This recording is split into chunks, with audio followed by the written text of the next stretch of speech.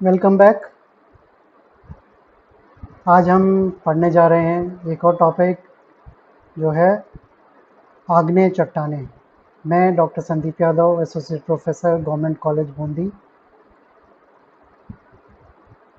आग्नेय चट्टानों में हम क्या क्या पढ़ेंगे, इसका परिचय, परिभाषा, वर्गीकरण, आग्नेय चट्टानें, उसकी विशेषताएं, आग्नेय चट्टानों के प्रकार और आग्नेय चट्टानों का महत्व। सबसे पहले हम शुरू करते हैं इसके परिचय से। पृथ्वी के धरातल पर स्थल एवं जल का विस्तार पाया जाता है। लगभग 29% भाग पर स्थल मंडल फैला हुआ है, जिसका निर्माण विभिन्न प्रकार की चट्टानों से हुआ है। सामान्यतः चट्टान स्थल मंडल के संगठित पदार्थों को कहते हैं, या दूसरे शब्दों में पृथ्वी की पपड़ी के पदार्थों को चट्टान कहा गया है, वो चाहे कोमल हो या कठोर। इसकी परिभाषा है होम्स के द्वारा, चट्टानों का अधिकांश भाग खनिज का मिश्रण होता है। वर्सेस्टर के अनुसार चट्टानें खनिजों के मिश्रण के संगठित होने से निर्मित होती हैं, और भूविज्ञान के अनुसार भूपटल के समस्त अधात्विक पदार्थ, जो चाहे चीका मिट्टी की तरह कोमल हो अथवा ग्रेनाइट की तरह कठोर, और खड़िया मिट्टी की तरह प्रवेश्य हो अथवा स्लेट की तरह अप्रवेश्य, चट्टानें कहलाते हैं। भूवैज्ञानिकों के अनुसार धरातल पर लगभग 2000 खनिज पाए जाते हैं, जिनमें ऑक्सीजन, सिलिकॉन, एल्यूमीनियम, लोहा, कैल्शियम, सोडियम, पोटेशियम और मैग्नीशियम मुख्य हैं। चट्टानों का वर्गीकरण। लोबेक के अनुसार चट्टानें अपने वातावरण का प्रतिफल होती हैं। इनकी उत्पत्ति, भौतिक गुण, रासायनिक गुण एवं स्थिति के आधार पर हम चट्टानों को 3 भागों में बांट सकते हैं: आग्नेय चट्टानें या इग्निस रॉक्स, अवसादी चट्टानें या सेडिमेंट्री रॉक्स, कायांतरित चट्टानें या मेटामॉर्फिक रॉक्स। सबसे पहले हम जो आज चैप्टर में पढ़ने जा रहे हैं वो है आग्नेय चट्टानें। आग्नेय शब्द लैटिन भाषा के इग्निस शब्द से बना है, जिसका अर्थ होता है अग्नि। अग्नि होने के कारण इसको अक्सर यह भ्रांति हो जाती है कि ये अग्नि या आग से बनी चट्टानें। इन चट्टानों का निर्माण तरल मैग्मा के शीतल होने से होता है। वर्सेस्टर के अनुसार आग्नेय चट्टानों का निर्माण तप्त एवं द्रव्य पदार्थों को ठंडा होकर जमने से हुआ है। पृथ्वी पर आग्नेय चट्टानों का निर्माण सर्वप्रथम हुआ था, इसलिए इन्हें भौतिक या प्राथमिक चट्टानें भी कहते हैं। आग्नेय चट्टानों की विशेषताएं। आग्नेय चट्टानें रवेदार या दानेदार होती हैं। जिस तरीके से हम देखते हैं कि मावे से बनने वाली जो मिठाइयाँ हैं, उसमें एक होती है कलाकंद और एक होता है बर्फ़ी। बर्फ़ी में दाने नहीं होते, जबकि कलाकंद में दाने होते। उसी प्रकार से आग्नेय चट्टानों के अंदर भी दाने देखने को मिलते हैं या उसमें रवा होता है। इन चट्टानों में परतें नहीं पाई जाती, जैसा कि अवसादी चट्टानों में होता है। इन चट्टानों में कोई परत नहीं होती, क्योंकि ये गर्म तपते हुए लावा के ठंडे होने से निर्मित होती हैं, इसलिए किसी परत का बनना ही इसमें संभव नहीं है, क्योंकि वो गर्म जो तपता हुआ लावा है उसकी गर्मी से ही पिघल कर वो परतें एक दूसरे में मिक्स हो जाएंगी, इसलिए परतें हमें इसमें देखने को नहीं मिलती। इनमें जीवावशेष भी नहीं पाए जाते। जीवावशेष भी नहीं मिलने का मुख्य कारण यही है कि कोई भी जीव इसमें अगर कालांतर में दबा हुआ हो जमीन के अंदर, लेकिन तपते हुए गर्म लावा के संपर्क में आने के कारण वो अपने अवशेष के रूप में नहीं रहेगा, पिघल जाएगा, चट्टान के रूप में बदल जाएगा या लावा के रूप में बदल जाएगा। इसलिए जीवावशेष इन चट्टानों में हमें देखने को नहीं मिलते। ये चट्टानें कठोर होती हैं, इसलिए इनमें पानी सरलता से प्रवेश नहीं कर पाता, मतलब ये अप्रवेश्य हैं।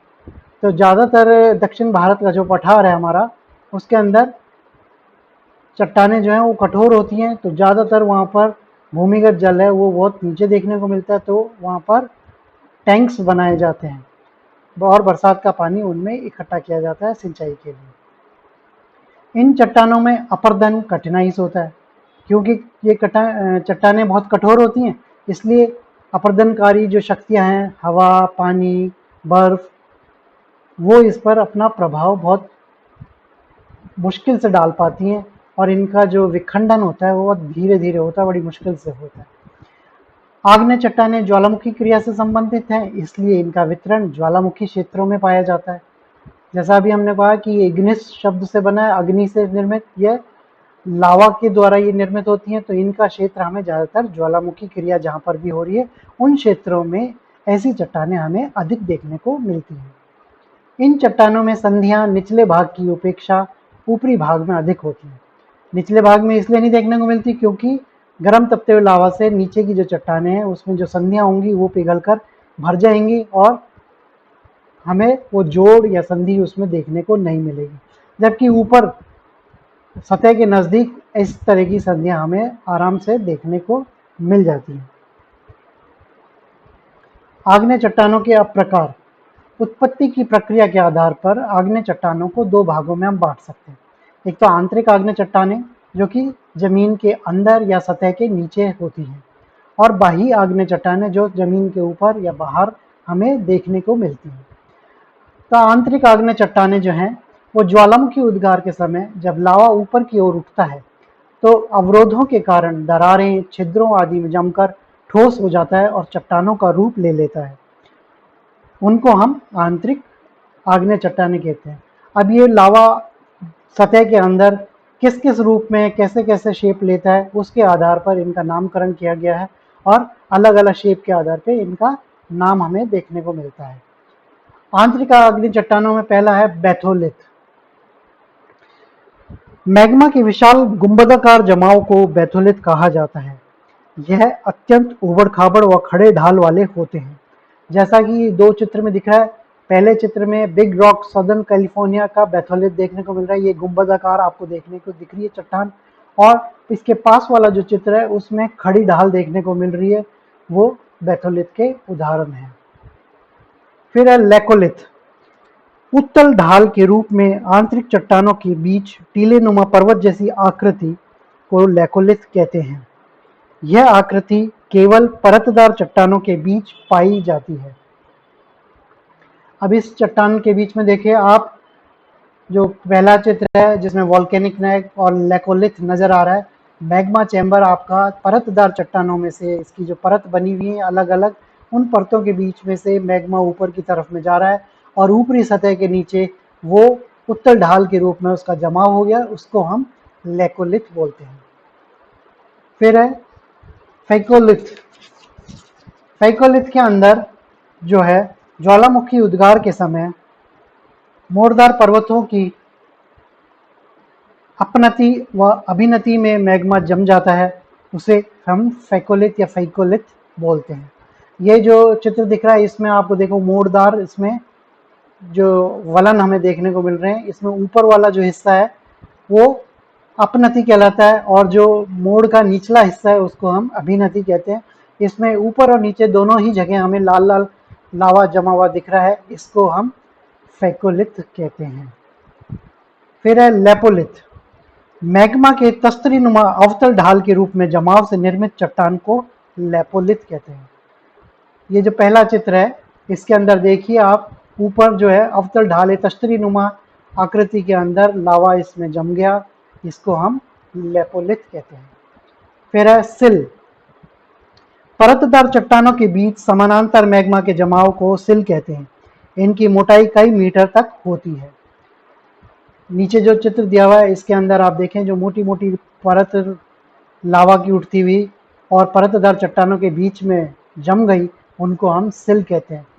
साइड में एक पिक्चर और दी है जिसमें कितनी मोटाई का इसमें सिल काफ़ी लंबे एरिया के अंदर हमें देखने को मिल रहा है। और फिर शीट। सिल की तरह ही पतले जमाव को शीट कहते हैं जो कुछ सेंटीमीटर ही मोटे होते हैं। आप नीचे की तरफ में देखें, जहाँ 3 लिखा हुआ है उसके पास में जो पतली सी जो लावा फैला है सम इसमें परतदार चट्टान में, उसको हम शीट बोलते हैं। फिर डाइक। एक दीवार की तरह लंबवत लावा के जमाव से निर्मित आकृति को डाइक कहते हैं, जो कुछ मीटर से कई किलोमीटर की लंबाई के होते हैं। इसमें देखिए आप चित्र के अंदर मोटी मोटी ये जो लावा की जो ऊपर उठ रहा है, सतह की नज़दीक पहुंच रहा है, ये सारे इसके अंदर हमें डाइक के रूप में देखने को मिल रहे हैं।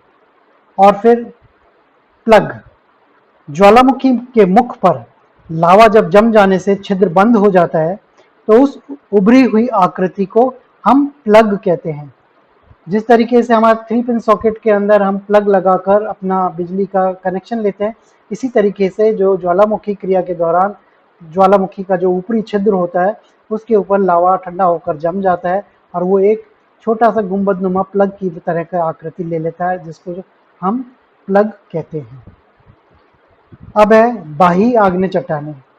जब भूगर्भ से तप्त तरल मैग्मा धरातल के ऊपर आकर ठोस हो जाता है तो इस आकृति से निर्मित चट्टानें बाह्य आग्नेय चट्टानें या ज्वालामुखी चट्टान कहलाती हैं। दक्षिण भारत का लावा पठार, ब्राजील का पठार और कोलंबिया का पठार इसी प्रकार की चट्टानों से बने हैं। दक्षिण भारत में जब ज्वालामुखी फूटा था तब ज्वालामुखी का जो फैलाव दूर दूर तक हुआ था और वो ठंडा हुआ तो उसने दक्षिण भारत के पठार को जन्म दिया। ज्वालामुखी क्रिया के दौरान निकलने वाले बड़े बड़े टुकड़ों को हम ज्वालामुखी बम कहते हैं और छोटे टुकड़ों को लैपिली एवं बारीक कणों को राख कहते हैं। इसके बाद है आग्नेय चट्टानों की महत्ता या उसकी इम्पोर्टेंस। इन चट्टानों में बहुमूल्य खनिज जैसे लोहा, चांदी, निकल, प्लेटिनम, मैग्नीज पाए जाते हैं। इन चट्टानों के अपक्षय से काली मिट्टी का निर्माण होता है जो कृषि के लिए बहुत महत्वपूर्ण होती है। टिकाऊ और मजबूत होने के कारण इनका भवन और सड़क निर्माण में उपयोग होता है। कठोर होने के कारण इनमें जल अप्रवेश्य है, लेकिन इनमें गर्म पानी के सोते मिलते हैं। गर्म पानी के सोते इसलिए मिलते हैं क्योंकि नीचे जो पानी है वो जो सतह के नीचे वो लावा के संपर्क में आने से गर्म हो जाता है और वो धरातल पर सोते के रूप में उभर कर आता है। थैंक यू, आज के लिए इतना ही। शीघ्र ही हम अवसादी चट्टानों के साथ आपके समक्ष वापस उपस्थित होंगे।